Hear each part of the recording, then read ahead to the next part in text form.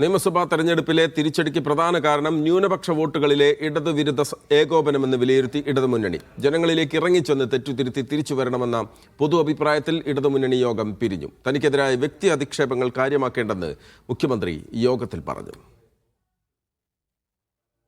തെരഞ്ഞെടുപ്പിലെ കനത്ത തിരിച്ചടിക്ക് ശേഷം ആദ്യമായി ചേർന്ന ഇടതുമുന്നണി യോഗം തോൽവിയുടെ പ്രധാന കാരണങ്ങൾ മാത്രമാണ് വിലയിരുത്തിയത്.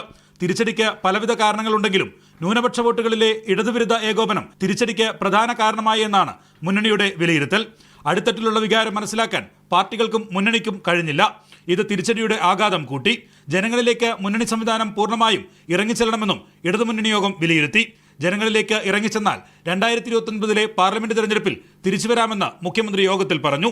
തനിക്കെതിരായ വ്യക്തിപരമായ അധിക്ഷേപങ്ങൾ കാര്യമാക്കുന്നില്ലെന്നും മുഖ്യമന്ത്രി നേതാക്കളെ അറിയിച്ചു. മുന്നണിയിലെ എല്ലാ പാർട്ടികളും ജൂൺ 15 മുമ്പ് ഇഴകീരിയുള്ള പരിശോധന നടത്താനാണ് തീരുമാനം. അതിനുശേഷം ചേരുന്ന ഇടതുമുന്നണി യോഗം പാർട്ടികൾ രൂപീകരിക്കുന്ന അഭിപ്രായങ്ങൾ വിശകലനം ചെയ്യും.